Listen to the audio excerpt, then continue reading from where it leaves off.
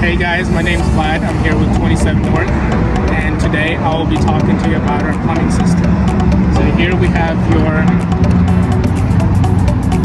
fresh water tank fill and a city connection which you can hook up at an RV campsite or at home. Inside here we have 30 gallons of fresh water.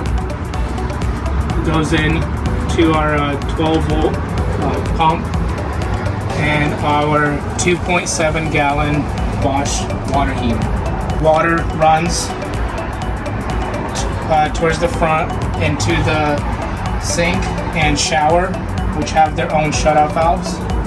In here we have shutoff valves for the city water connection. You can also shut off the pump, shut off for your outdoor shower, and shut-offs for the water heater. On the passenger side of the van, we have the gray tank and the gray tank valve to empty your tank, and I will show you how that works.